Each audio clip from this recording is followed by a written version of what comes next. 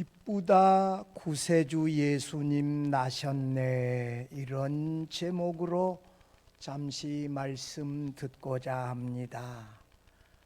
역사의 가장 어둡고 절망적이던 때에 다윗의 고향 유대 땅 베들레헴에서 나사렛 예수께서 나셨습니다.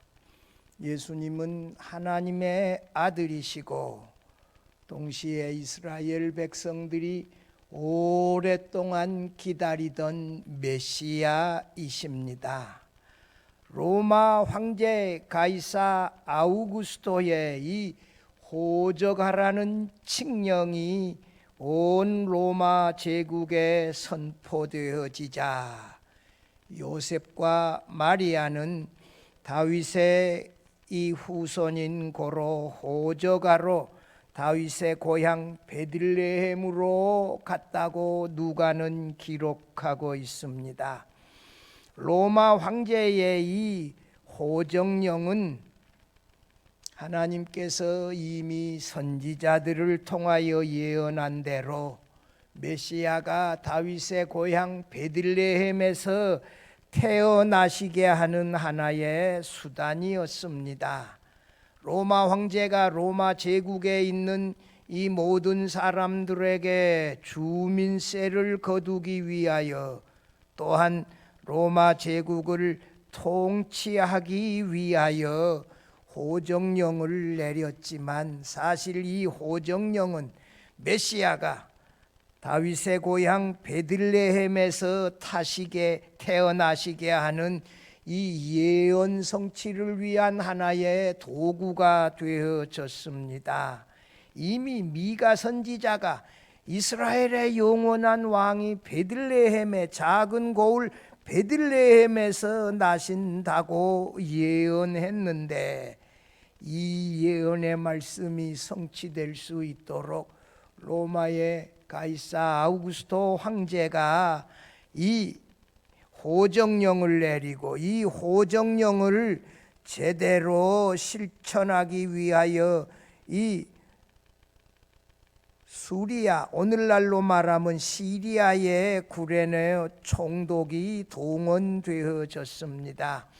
오늘 본문의 말씀을 통하여 로마의 황제가 세상을 다스리는 것이 아니라 배후에 우리 하나님께서 사실은 주관하시고 다스리고 계신다 라고 하는 사실을 우리가 정리하면서 다윗의 고향 나사렛에 태어나신 예수님이 이 역사의 주인이시고 모든 인류의 찬양과 경배를 받으실 하나님이시다 라고 하는 내용의 말씀을 들으면서 함께 은혜 나누고자 합니다. 첫째로 하나님께서 인류의 역사를 주관하고 계십니다. 로마의 이 가이사 황제, 이분은요 옥타비아누스예요. 율리우스 시저의 조카였는데 양자로 입양이 되어져 가지고 로마의 황제가 되어졌는데 주전 27년에서 주후 14년까지 로마 제국을 다스리는 황제였습니다. 특별히 로마 제국에 있는 모든 주민들의 주민세를 징수하고 또 제국을 어떻게 통치할 것인가 이 통치 목적으로 호정령을 내렸어요. 그래서 로마 제국 안에 있는 모든 주민들이 자기 고향에 가서 호적을 해야 했습니다. 여러분 오늘 읽었던 이 1절에서 5절 말씀 상당히 누가가 시대적 상황을 세밀하게 기록했어요. 거기 1절부터 보면 그때의 가이사 아우구스토가 영을 이 칙령을 황제의 명령을 칙령이라 그러잖아요. 그 칙령을 내려 천하로 다 호적하라 하였으니 이 호적은 구레노가 이 수리아 오늘날 시리아예요. 이 수리아 총독되었을 때 처음 한 것이라 모든 사람이 호적하러 각각 고향으로 돌아가며 요셉도 다윗의 집 족속이므로 갈릴리 나사렛 동네에서 유대를 향하여 베들레헴이라 하는 다윗의 동네로 그 약혼한 마리아와 함께 호적하러 올라가서 유대를 향하여 베들레헴이라고 하는 이 다윗의 동네로 그 약혼한 마리아와 함께 호적하러 올라가니 마리아가 이미 잉태하였더라. 이 누가가 요셉과 마리아가 호적하러 베들레헴에 올라간 이 시대적 상황을 상당히 세밀하게 자세하게 기록했어요. 나사렛에 살았던 요셉은 그 정혼한 아내 마리아와 함께 다윗의 후손인지라 다윗의 고향 베들레헴에 호적하러 올라갔습니다. 요셉은 해산할 날을 앞둔 마리아와 함께, 여러분 대사장 이 마리아와 함께 한 번도 아이를 낳아본 적이 없고 둘 다 이게 초짜 신랑 이 초짜 이 세댁인데 이 얼마나 어려웠겠어요. 나귀를 타고 갔을까요? 걸어갔을까요? 나사렛에서 베들레헴까지 먼 길을 가야 했지요. 이 겉으로 봐서는 인류의 역사를 가이사 황제가 이 주장하고 있는 것 같지만 실제로 이스라엘을 다스릴 유대의 왕이 베들레헴에서 나신다 하는 미가서 5장 2절 말씀을 그대로 성취하기 위하여 하나님께서 배후에 세밀하고 자상하게 간섭하시고 섭리하신 결과다 하는 것 알 수 있습니다. 가이사 로마의 황제와 이 시리아의 총독 구레노가 예수께서 베들레헴에 미가 선지자의 예언대로 태어나기 위하여 하나님께서 사용하신 정치적인 도구들이었지요. 당시 이스라엘도 헤롯 대왕이라고 하는 강력한 통치자가 있었지만 사실 그도 로마 황제의 명령을 따르는 황제에 종속된 왕에 불과했지요. 그런데 이 누가가 이 요셉이 마리아가 임신 몇 개월째 나사렛을 떠나 베들레헴으로 갔는지에 대하여 언급하지 않아요. 나사렛에 살면서 정혼했는데, 아니 엊그저께 글쎄 아내를 데려왔는데 벌써 배가 불러오고 입덧을 한다니 이상하다. 그 전에 뭔 일이 있었는가, 이런 나쁜 소문이 나사렛에 퍼지면서 마리아와 요셉이 상당히 정신적인 압박을 받았고, 이 무렵에 이 로마 황제의 이 호정령이 내려짐으로 이 요셉은 마리아와 함께 기꺼이 나사렛을 떠나 베들레헴으로 올라갔다는 것이지요. 이 요셉과 마리아는 마태복음 1장 25절에 나오는 대로 그 아들 예수를 낳기까지 동침하지 않았다. 상당히 신실한 사람들이요, 젊은 사람들인데도. 마리아는 13살, 요셉은 한 15살 됐을까요? 이 어린 부부들인데도 이 신실해요. 6절 보면 거기 있을 그때에 마리아가 해산할 날이 찼다, 이렇게 기록했어요. 마리아는 아기 예수님을 잉태하여 친척 엘리사벳 집에 가서 3개월을 머물렀고 다시 나사렛에 돌아와서 이 마리아에 대한 왜 이렇게 임신이 빠르다냐, 뭔 일이 있었을까 하고 이게 소문이 좋지 않게 들렸다는 것으로 봐서 아마 마리아는 이때 임신 6개월에서 9개월 정도 되어졌을 때에 나사렛에서 베들레헴으로 올라갔다. 제은사 이 리펠드 교수님의 그의 누가복음 추석에서 해석하는 바예요. 요셉과 마리아가 마침내 베들레헴에 도착하여 이 한 방에 온 식구가 사는 어떤 친척집에 가서 잠시 머물렀어요. 옛날에 우리 그 어렸을 적에 한 방에서 나 우리 집에서 증조 할머니, 종조 할머니, 내 동생들 그 안방이 레슬링장이었어. 내 기억에 보면 거기서 밥도 먹고 뭐 다 하고 방 하나에서 다 하고 우리 그랬지요. 근데 이때 마리아와 요셉이 머물렀던 그 집이 방 하나에서 온 식구들이 또 이 더부살이 이 젊은 부부까지 함께 머물러서 그 집에서 도무지 아이를 낳을 수가 없어. 해산할 날이 가까워자 그 친척 집에서 나와 한적하고 넓은 방을 찾아 나섰다는 것이에요. 7절에 봐봐요. 여관이라고 하는 말이 나오지요. 응? 여관에 있을 곳이 없음이라. 이 여관이라는 이 히라보의 단어는 말이요, 사관, 여관으로 번역되고 최후의 만찬 때 사용되어졌던 객실, 게스트룸도 의미했고 다락방으로도 번역되고 군인들의 숙소로도 번역될 정도로 상당히 넓은 의미의 숙소를 말해요. 딱 오늘날 이 여관이나 호텔처럼 방 하나 있는 그런 집이 아니라 상당히 넓은 의미에 머무를 수 있는 그런 집을 말해요.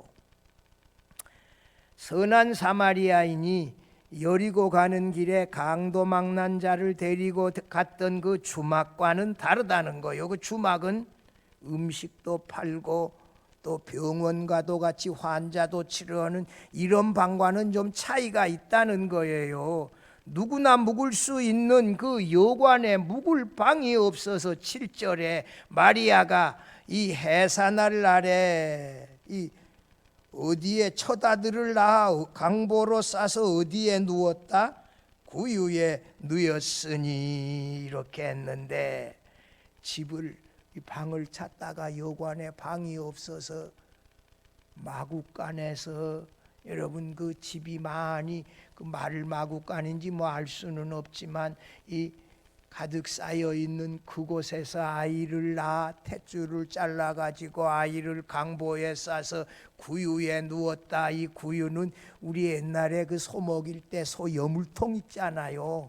그 소 여물통 같은데 아마 말라 있었겠지. 구유에 이 강보에 싸서 거기 그 이 소 여물통 같은 데다가 아기 예수님을 누워놨다. 아기 예수님 누이기에는 좋지. 옆으로 떨어지지도 아니하고 딱 그 아기 누기에는 아주 좋지요. 거기에다가 해산을 해서 강보로 싸서 아이를 이 아들을 누웠다.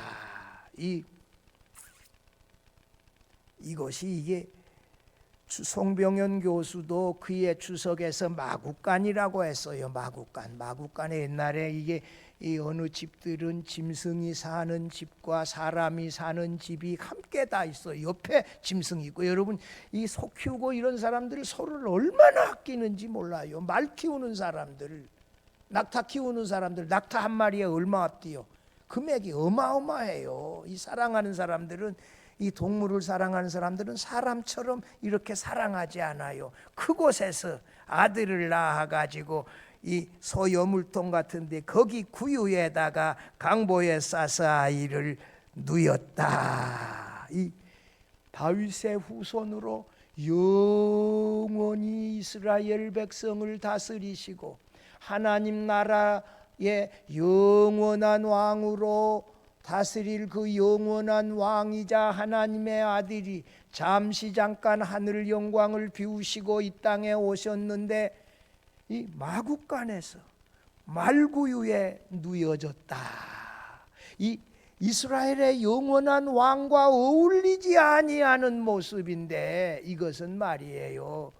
하나님의 아들이 자기 자신을 낮추어서 이 우리와 같은 죄인인 인간의 몸으로 오셔서 우리 대신 십자가에 달려 죽으실 것을 예표할 정도로 겸손하게 가난하게 철저하게 자기 자신을 낮추신 모습을 보여주고 있는 거예요. 철저하게 자신을 낮추어서 섬기는 자로, 가난한 자로, 겸손한 자로 예수님께서 이 땅에 오셨습니다. 할렐루야. 여러분 하늘 영광을 비우시고 말씀이신 하나님 이렇게 겸손하고 가난한 모습으로 이 땅에 태어나셨지요.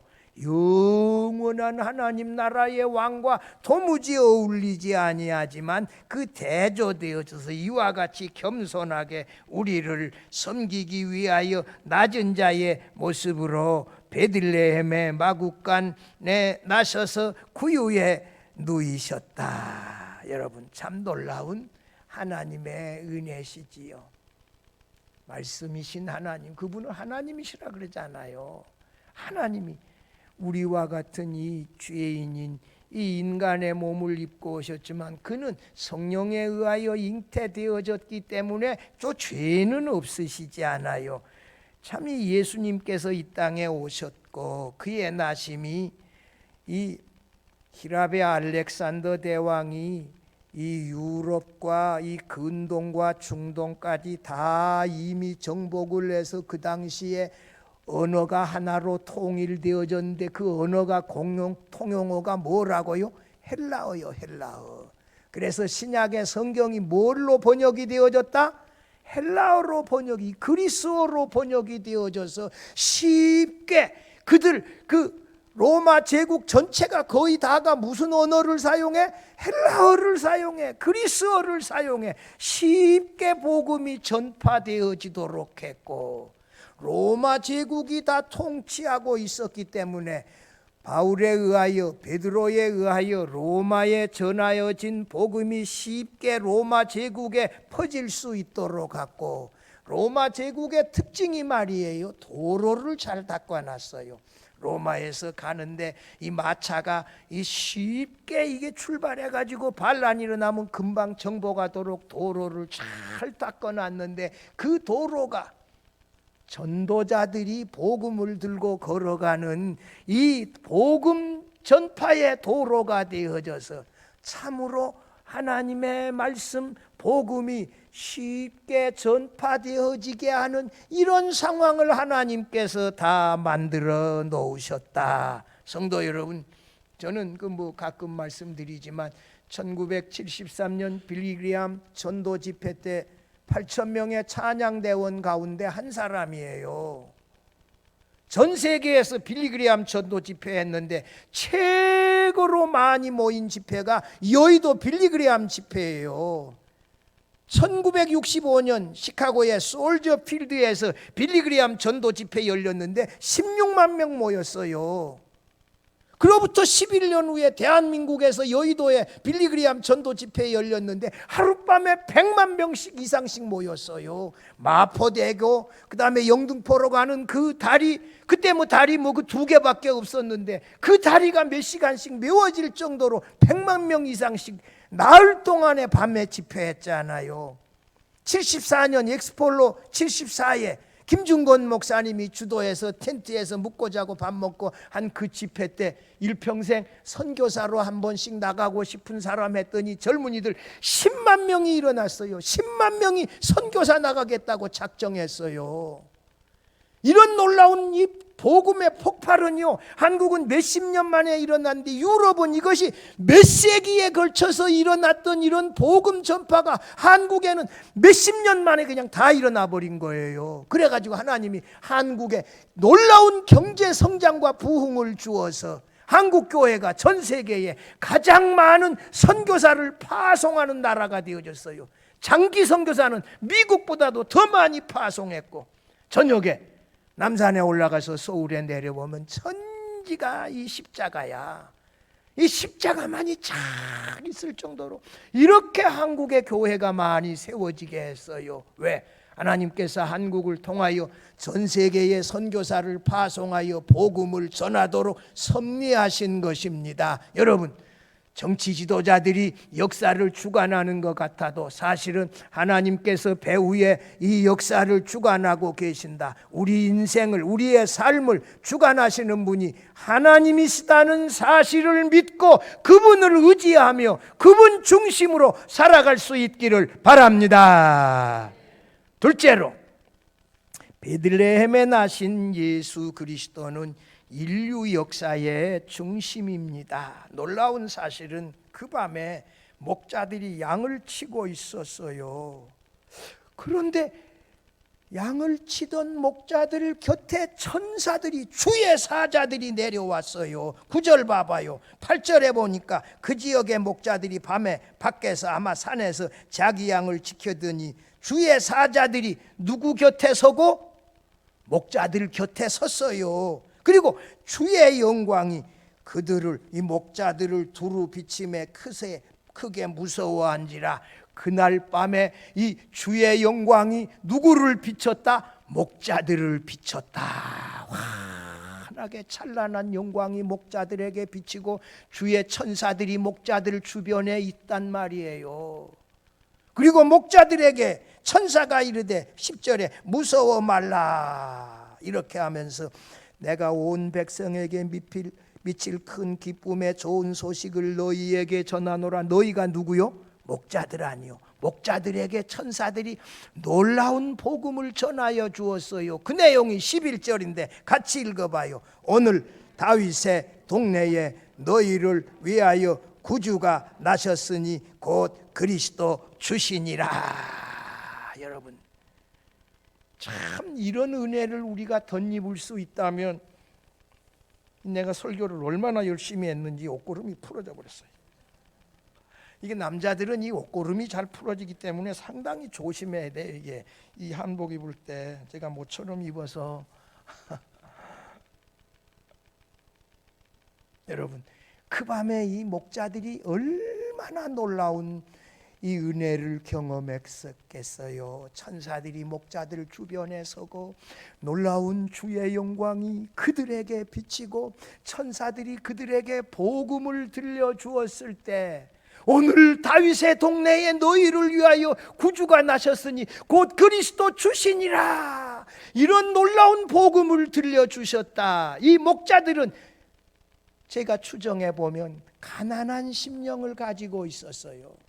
그리고 그 밤에도 양떼를 지키는 이 성실한 사람들이요, 복음의 말씀을 가난한 마음으로 바로 듣고 받아들이는 이런 여유가 이들에게 있었을 것이에요. 그래서 하나님이 정하여 그 목자들에게 그 놀라운 소식을 들려주지 않았겠어요.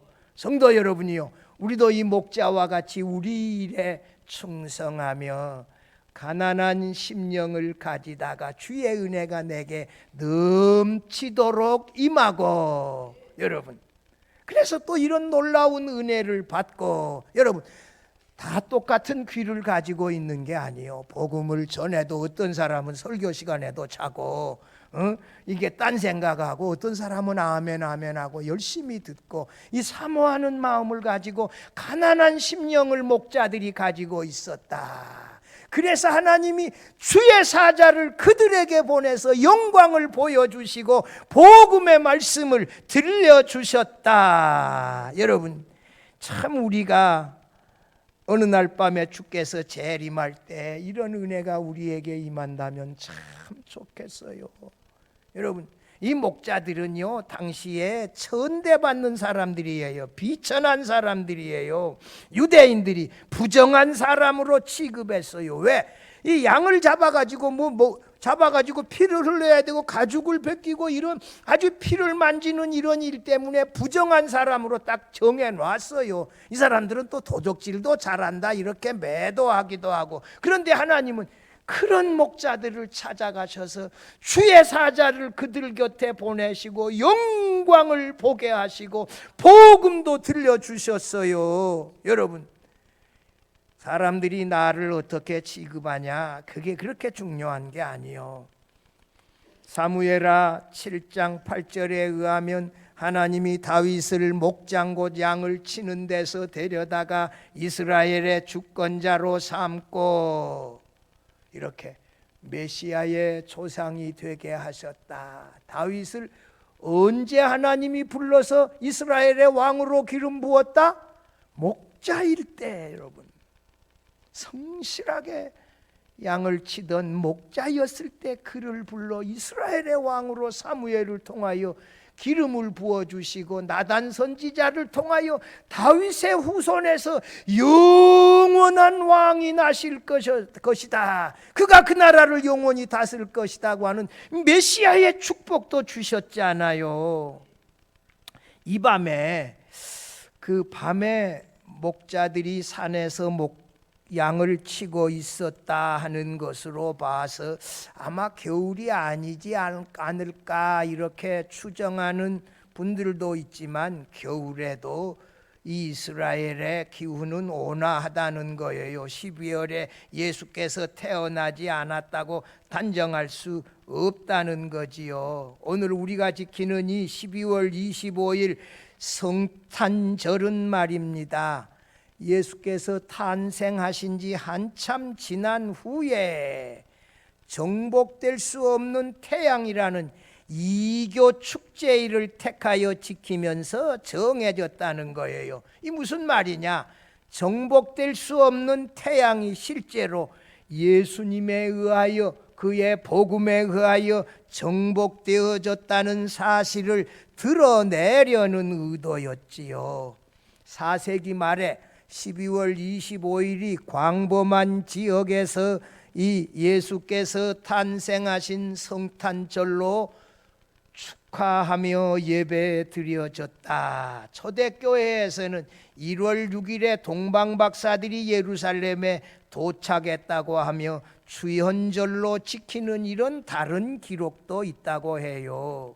여러분, 참 이 밤에 이 목자들에게 복음을 전하여 준 이 주의 천사들의 복음은 11절에 놀랍지 않아요. 너희를 위하여 구주, 구세주, 세이비어, 구세주가 나셨는데 그는 이스라엘 백성들이 오랫동안 기다리던 그리스도시다. 그는 여러분의 주님이시다. 이런 놀라운 말씀을 주었지 않아요. 구약 선지자의 예언의 초점은 메시아가 유대 땅 베들레헴에 나신다는 것이었지요. 이 예언이 이 밤에 성취된 것이 아니에요.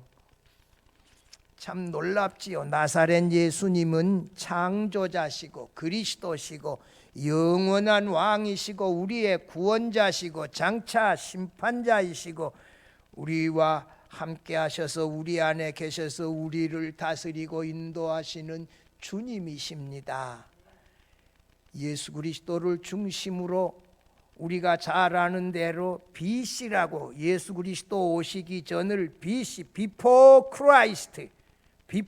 Christ, 그리스도 오시기 전을 BC기라고 하고, 그리스도 오신 이후를 주후 AD, 아노 도민이라고 하는 라틴어인데 이 영어로 하면 In the years of our Lord에서 우리 주님의 해, 이런 말이, AD라고 하는 말은 우리 주님의 해, 아노 도미노 라틴어인데 그것을 주님 오신 이후를 AD로 사용하지 않아요.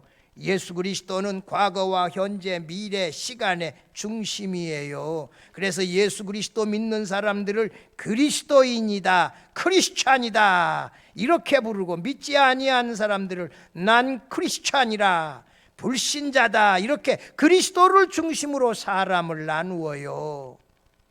예수 그리스도는 구원과 심판의 근거가 되어지시고, 이 예수 그리스도가 신구약 성경의 중심이고 인류 역사의 중심입니다. 여러분, 우리는 인류 역사의 중심이고 신구약 성경의 중심인 예수 그리스도를 중심으로 하며 살아갈 수 있기를 바랍니다. 여러분, 내가 중심이 아니요. 누가 중심이라고?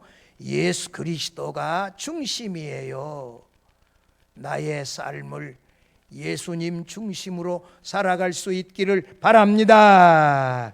셋째로, 베들레헴에 나신 예수님은 찬양을 받으시는 우리의 구세주와 주님이십니다. 여러분, 그 밤에 이 천사들의 이 오늘 다윗의 동네에 그리스도, 이 구세주 그리스도 주가 나셨다는 복음을 듣고 목자들이 그냥 가만히 있는 게 아니에요.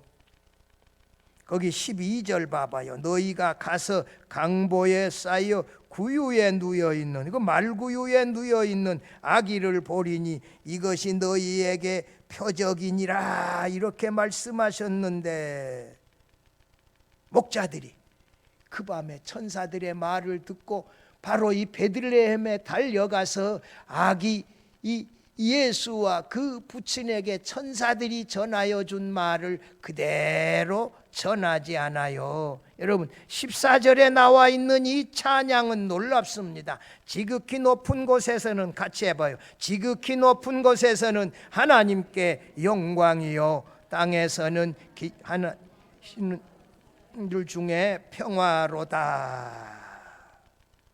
여러분, 하나님께 영광, 사람들에게 평화. 여러분, 이게 예수님이 하나님이시라는 거요. 찬양을 하고 그를 경배할 수 있는 것은 그분이 하나님이시라는 거지요. 하나님의 아들이시고, 신격에 있어서는 그분은 그리스도시고 우리의 구원자시고 우리의 주님이시라는 거지요. 그것을 놀랍게 찬양하며 천군 천사들이 찬양했을 때 그 찬양은 아마 예루살렘에도 들렸을 거예요. 베들레헴하고 예루살렘은 한 20km밖에 안 돼요. 20km 아래 베들레헴이 있어요. 그 위에 한 20km 올라가면 예루살렘이 있어.